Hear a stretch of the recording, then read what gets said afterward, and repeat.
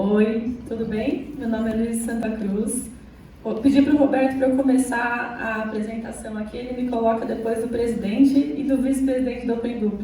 Pelo menos eu falo português, né? Então vamos lá. Bom, nos últimos 3 anos a gente tem tentado trazer aqui para o evento do Open Group temas que tragam a arquitetura corporativa um pouco mais para a prática. O que a gente tem percebido é, a gente como consultoria, quando a gente chega nos clientes, existe um gap muito grande entre o que o cliente acredita ser arquitetura corporativa e o que a gente tem como oferta de arquitetura corporativa. Muitas vezes o cliente acredita que para ter arquitetura corporativa a gente precisa ter um nível de maturidade muito elevado, que a gente precisa ter os domínios muito bem estruturados e não é muito bem assim que funciona. Então, a gente trabalha com 3 soluções no mercado. A gente trabalha com a oferta de soluções de ferramentas mesmo de arquitetura corporativa. Então, hoje a gente está com o Qualia e com o Alphabet. A gente trabalha com treinamentos de TOGAF e treinamentos em arquitetura corporativa. E a gente trabalha com a arquitetura, que é a implementação da área de arquitetura corporativa nas organizações. Que é um pouco do case que eu vou trazer para vocês hoje. Então, infelizmente, a gente não vai poder abrir o nome do case que a gente está trazendo, mas foi um case de um varejista que ele recebeu uma consultoria dentro da área de TI dele, e essa consultoria montou um capability model de todas as capacidades de arquitetura que ele tinha. E dentro desse capability model, eles tinham lá a capacidade de arquitetura com uma avaliação muito baixa, com um nível de maturidade muito baixo. E aí eles contrataram a gente como solução, como ferramenta e como consultoria para dar início a esse processo. Então, só voltando um pouco aqui, dos motivos que a gente vê que os clientes ficam receosos em adotar a iniciativa de arquitetura corporativa, seja como uma consultoria externa ou como uma iniciativa interna exclusivamente mesmo. Então, nós acreditamos na iniciativa, mas ainda não temos maturidade para desenvolver arquitetura corporativa. Bom, a primeira boa notícia é que todo mundo já faz arquitetura corporativa. A gente, em todas as organizações, a gente tem projetos e iniciativas que envolvem vários domínios. A gente tem projetos que envolvem processos, aplicações, tecnologia, está todo mundo passando por essa etapa de transformação digital, pela jornada para a nuvem, e todos esses projetos envolvem todos os domínios que a arquitetura está propondo. Então você tem que ter uma visão holística para trabalhar tudo isso. E ter essa visão holística é justamente o produto da arquitetura corporativa. Então, independe do nível de maturidade que você quer chegar com o primeiro projeto de arquitetura corporativa. Todo mundo já está com algum nível dentro da sua organização. O segundo ponto iremos iniciar a implementação e depois falaremos sobre ferramenta. A gente já participou de alguns projetos de cliente, implantando arquitetura corporativa sem ferramenta. Obviamente, você consegue mapear alguns dos princípios lá da arquitetura, sem uma ferramenta especialista em arquitetura corporativa, mas uma das vantagens da arquitetura corporativa é que ela consegue reduzir a complexidade do negócio. Então vamos pensar aqui só um modelinho, a arquitetura corporativa a gente consegue desmembrar em até 6 domínios, né? Então a gente pode pensar em estratégia, processos, aplicações, tecnologia, GRC e organização. Mas vamos pensar só em 2. Vamos falar de processos e de aplicações. Então vamos imaginar que a gente está sem ferramenta, modelando lá no nosso PowerPoint, no nosso Excel, todas as informações a partir de uma aplicação. Então a gente está lá colocando o nome da aplicação, a gente está colocando quantos usuários tem, qual é o contrato daquela aplicação, qual que é o release que está instalado, em que servidor que aquela aplicação está instalado, beleza. Terminei o ciclo de vida da aplicação, terminei a minha caixinha de aplicações. Vou lá para a minha etapa de processos, então eu faço todo esse POC do meu processo. Quem executa, como executa, qual é a decomposição daquele processo. E aí eu preciso fazer a integração entre esses 2 domínios. Está cada um trabalhando lá com o seu Excelzinho. Eu preciso responder dentro de um projeto novo que eu tenho, qual é a funcionalidade que eu preciso para atender uma determinada atividade de um subprocesso que eu tenho dentro do meu negócio. Essa resposta holística, trazendo só 2 domínios, ela já é muito complicada. Você fazer isso através de um Excel vai ficar ainda mais complicado. Um terceiro ponto não temos uma boa relação com o pessoal de processos, aplicações, projetos e infra. Essa é clássica. Geralmente tem uma área encabeçando a iniciativa de arquitetura cooperativa, geralmente é TI, geralmente área de projetos de TI ou alguma área que já tem esse conhecimento de TOGAF e que queira fazer essa iniciativa, mas a gente tem algumas áreas a conquistar quando a gente quer fazer a implementação. Então, uma coisa que a gente separou que a gente tem 3 coisas para conseguir trazer esses domínios para dentro do jogo junto com a gente. A primeira delas é a autoridade. Então, a gente precisa ter alguém dentro dessa área que acredite na iniciativa de arquitetura cooperativa ou a gente mesmo ter autoridade dentro dessa área. Isso é necessário, vocês vão ver mais adiante quando a gente apresentar o case, o porquê, porque as informações precisam estar sempre atualizadas e com certo nível de completude. A gente precisa ter recurso, então não adianta a gente pegar lá uma área que está abarrotada de trabalho, eu sei que todo mundo hoje em dia é abarrotado de trabalho, mas a gente precisa separar um recurso para trabalhar na arquitetura cooperativa. É muito utópico a gente achar que dentro da bagunça que o dia a dia toma a gente não vai precisar separar um momento para fazer a arquitetura cooperativa. A gente precisa sim ter esse momento de dedicação à arquitetura cooperativa.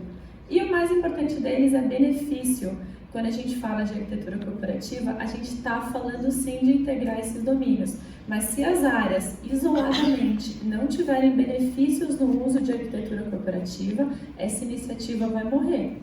Porque no primeiro momento que as informações do meu repositório ficarem obsoletas, a arquitetura cooperativa vai dar uma resposta errada e aí ela está fadada ao fracasso. Então, o benefício é o ponto mais importante para trazer esses domínios para dentro do jogo junto com a gente.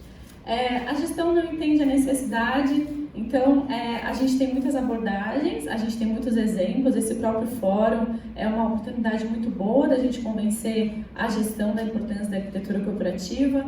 A gente trabalha com a Software AD e a gente comercializa também junto com eles o Alphabet, e lá você encontra também uma série de apresentações de como que uma iniciativa de arquitetura corporativa, utilizando o Alphabet, que é a solução deles, pode trazer muitos benefícios profissionais para o próprio CIO. Como a área de arquitetura cooperativa ela tem ROIs muito diretos, né, de economia financeira ou de ganho, otimização da área de TI propriamente dito, você consegue trazer muitos benefícios para a gestão para que ela ajude a gente a encabeçar essa área de arquitetura cooperativa.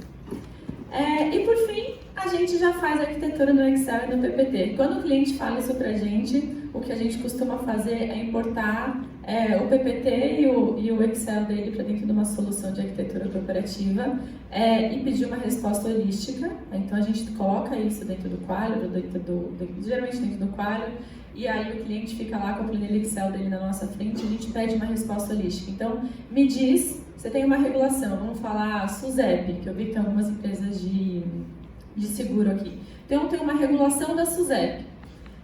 Para atender a regulação XPTO da SUSEP, me diz qual servidor, que é um item de tecnologia, que está lá distante do domínio de regulação, do domínio de estratégia da SUSEP. Me diz como é que você responde e qual é o servidor que está respondendo a sua regulação. É uma relação de contexto de 5º grau. Então, sem uma ferramenta de arquitetura, mais uma vez, vai ficar difícil.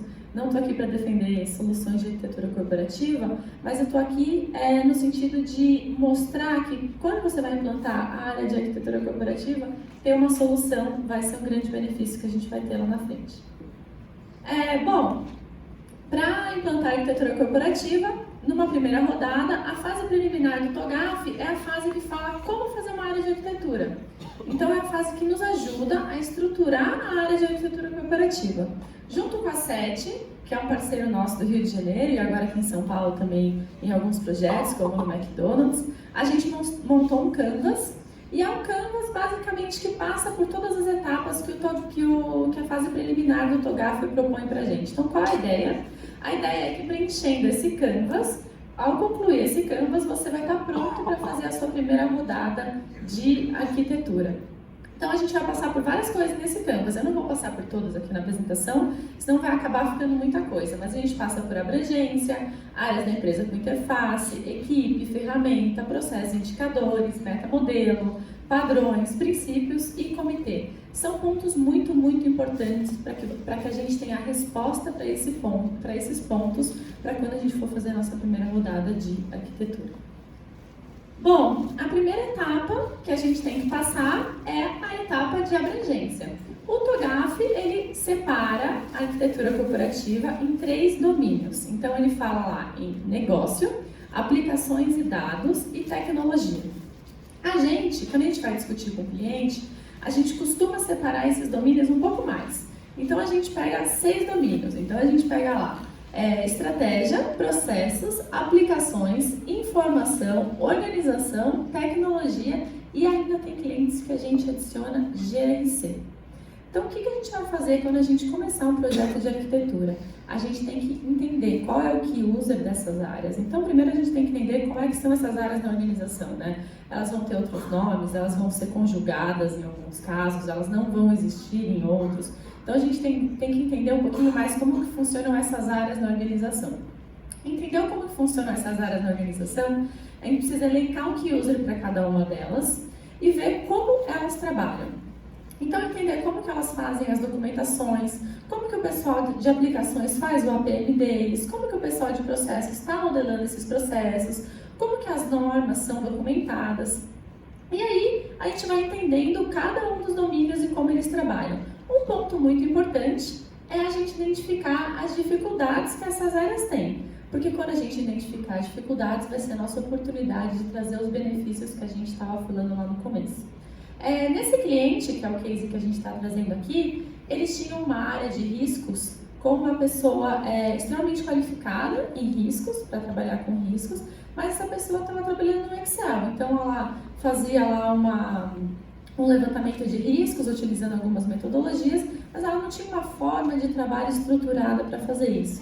Então a gente colocou lá, no caso foi o Qualio que a gente implantou nesse cliente, o Qualio tem um módulo de gestão de riscos, então a gente colocou esse módulo lá para eles trabalharem com gestão de risco, e aí eles começaram a fazer um trabalho desde o levantamento da vulnerabilidade, ameaça, como que isso se torna um risk assessment, gera um risco, e aí eles passaram a utilizar o Qualio como solução de gestão de riscos, e junto com essa jogada de utilizar o Qualio com gestão de riscos, eles entraram para o jogo de arquitetura.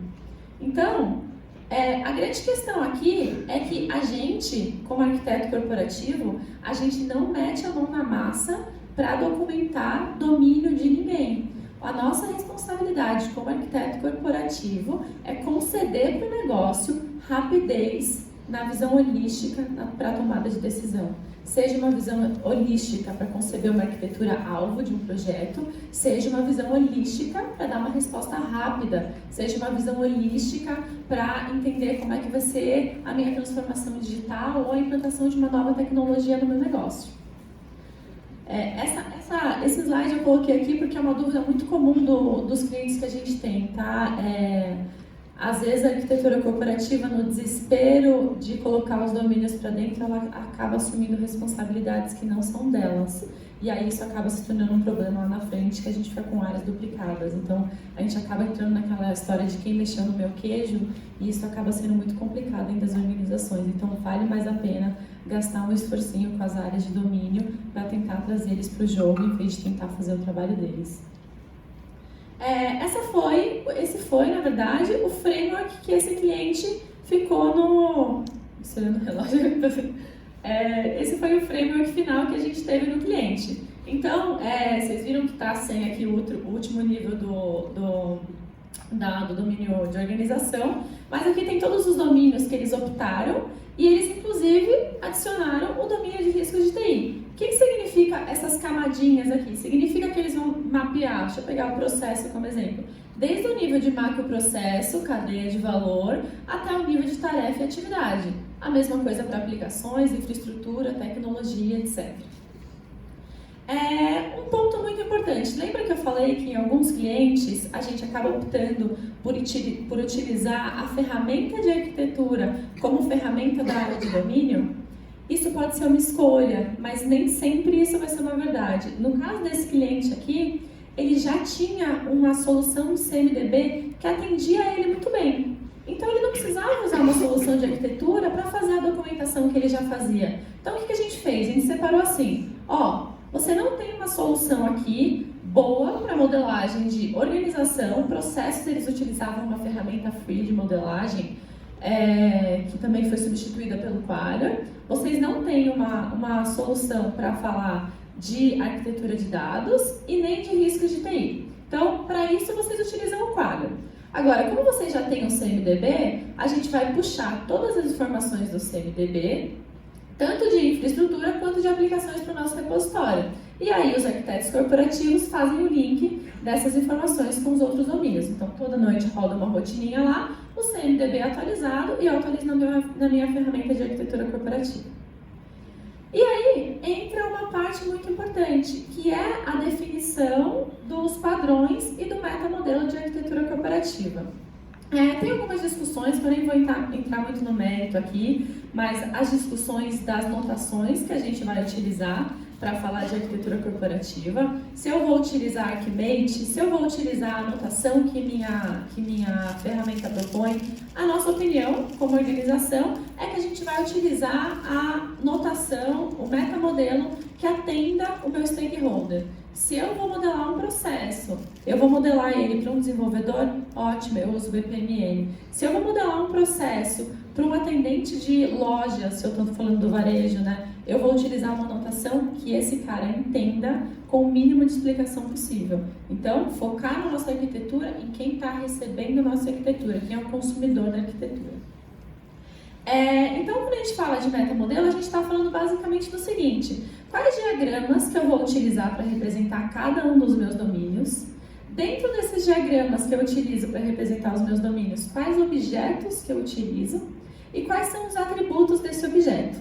Para eu chegar num diagrama feio desses daqui, aqui eu tenho só 2 domínios, tá? Eu tenho processos e eu tenho organização. Então, vocês vão ver que aqui em processo, eu tenho pointer aqui, Roberto?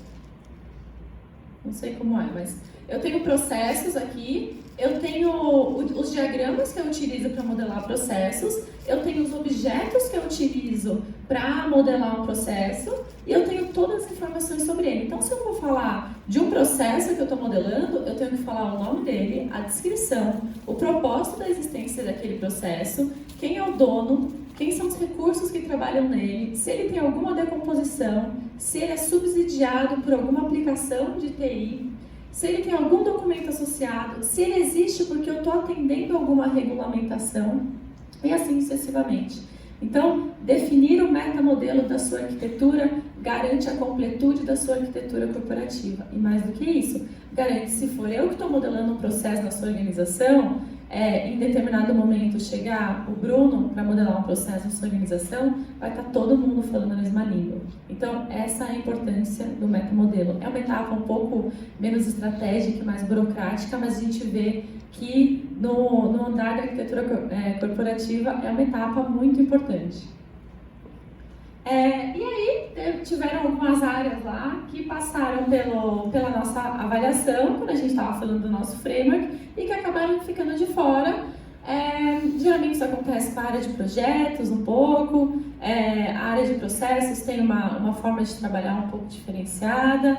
Então, e estratégia é uma área também que é mais difícil de conseguir trazer para o jogo. Então, a gente tem que entender como é que a gente vai trabalhar com esses stakeholders. Então, aqui, nada mais é do que fazer um mapa de poder de influência e ver e montar uma estratégia para, no longo prazo, conquistar esses caras, mas no curto prazo, o que a gente vai fazer com eles? Então, a gente mantém ele informado, ele é um participante-chave, ele está dentro da arquitetura corporativa, ele vai receber as informações dos nossos produtos, né? A gente vai só manter ele informado. O que a gente vai fazer com esse stakeholder? Que esse diagrama tem uma série de decomposições de como trabalhar em cada um desses itens, tá? Aqui está só um resumão. Como arquitetos corporativos, a gente vai na área de todo mundo, criando documentações, criando formas de trabalho, e a gente precisa fazer isso para a gente também. Criar indicadores para a área de arquitetura, provar o nosso valor e provar o porquê que a gente está ali é a etapa fundamental. Então, que todos os nossos projetos tenham ROI e que nossas atividades diárias também tenham ROI.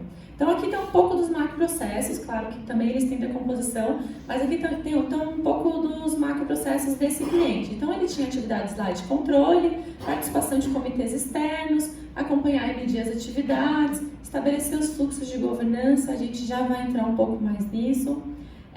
aderir modelos de governança, estabelecer o comitê de arquitetura, manter a arquitetura atual e futura. E aí um grande parênteses para esse item.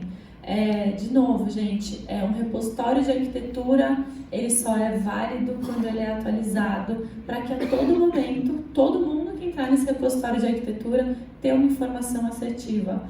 Eu acho que todo mundo aqui já trabalhou em algum projeto, seja de APM, seja de mapeamento de processos, que as informações, depois que a consultoria foi embora, elas ficaram obsoletas e aquela iniciativa, onde foi gasto muito dinheiro, a iniciativa morre.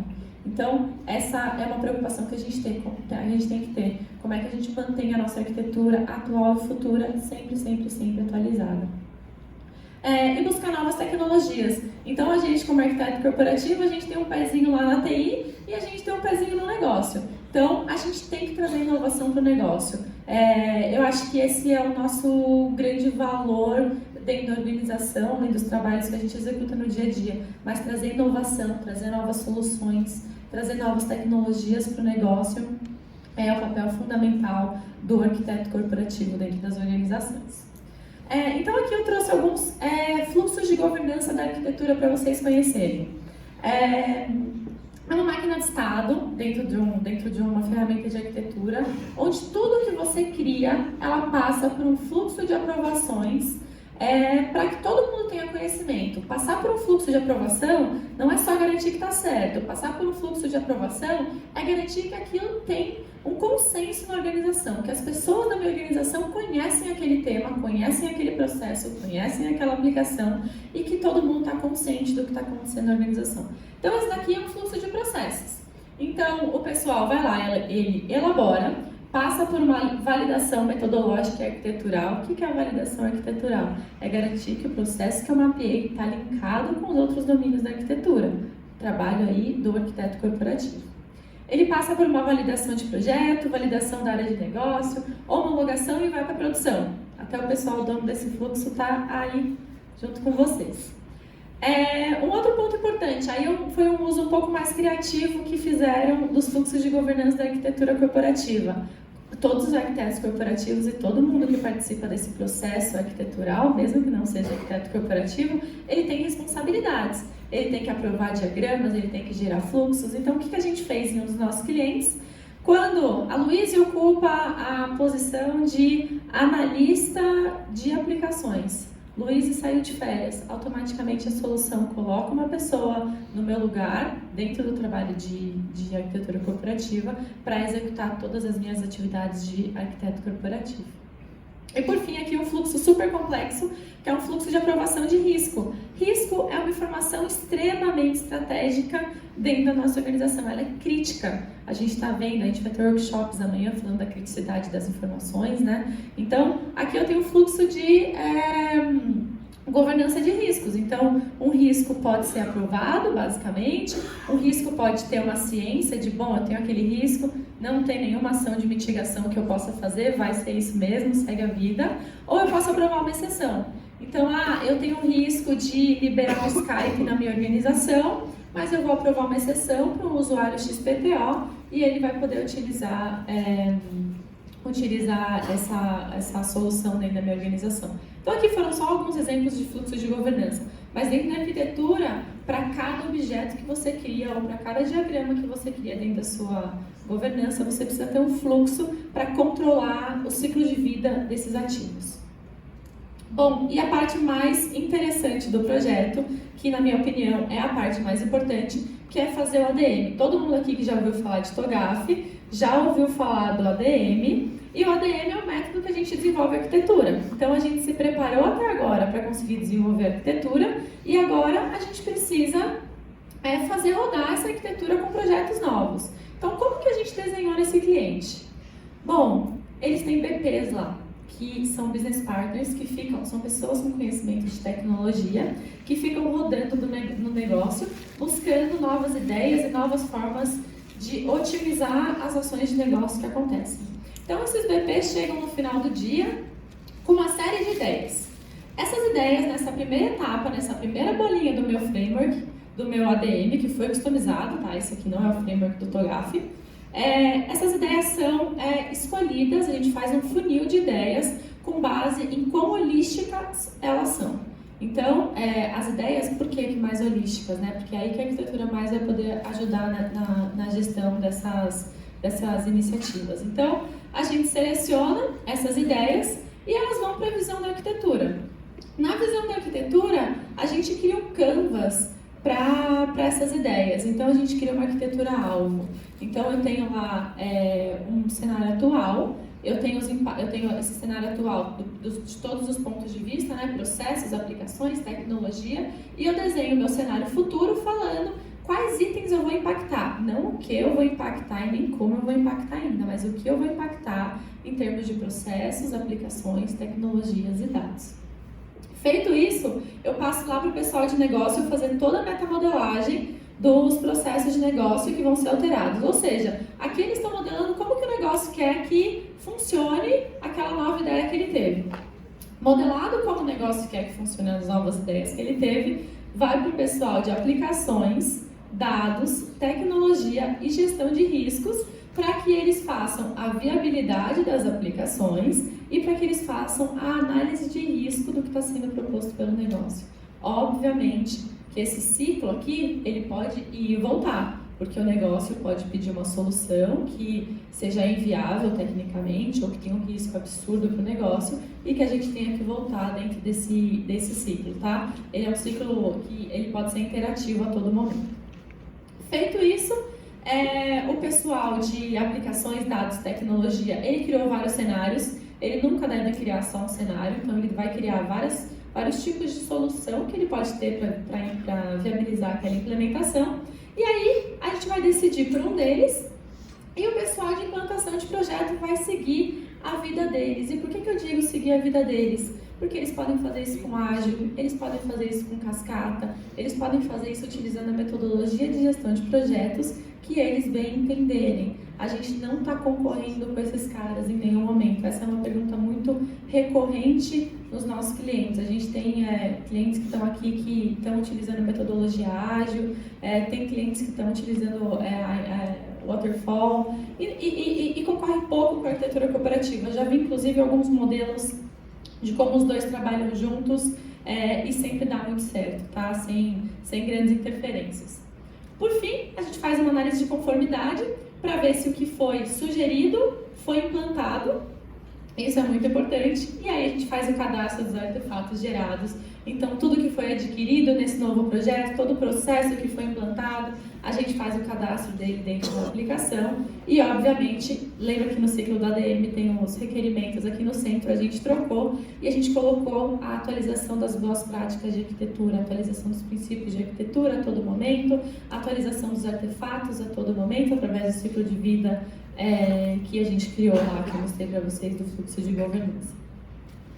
Bom, outra parte desse canvas que a gente criou é a escolha de ferramenta. Aqui está o Qualio, porque foi o Qualio que esse cliente escolheu, mas eu particularmente entendo que se a gente está trabalhando com as 5 ferramentas líderes aí do quadrante do Gartner, a gente não tem muito o que se preocupar em questão de qualidade de ferramenta. Não seria uma preocupação que a gente deveria ter.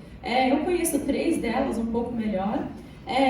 Mas o que a gente sugere sempre para os nossos clientes é que antes de iniciar o trabalho de arquitetura corporativa, peça uma reunião com esses players e entenda a proposta de cada solução de arquitetura corporativa. Cada uma tem o seu approach e são muito distintos. A gente tem soluções de arquitetura corporativa que eles são grandes conectores de gerar as visões holísticas da arquitetura corporativa. Então, bom, você tem os seus processos extremamente mapeados, você tem as suas aplicações muito estruturadas no CMDB, você tem todos os seus domínios redondinhos. Já vou terminar, Roberto, um segundo.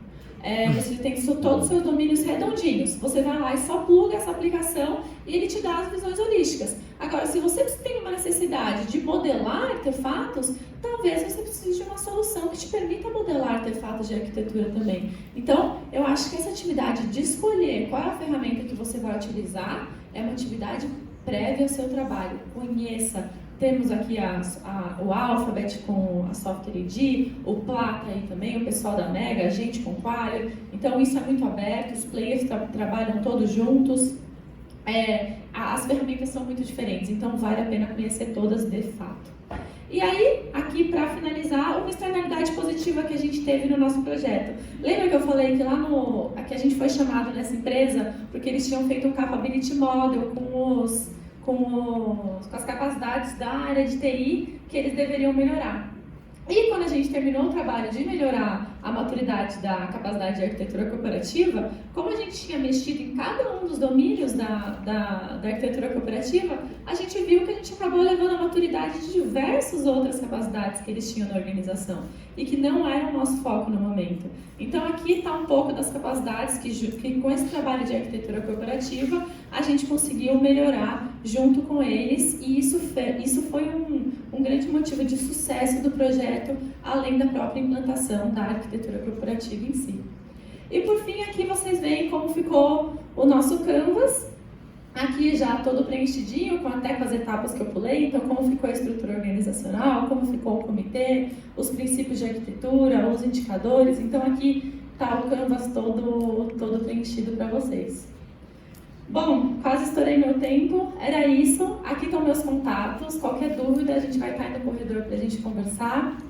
Eu fico à disposição de todo mundo. Muito obrigada pela presença de todo mundo. Um abraço.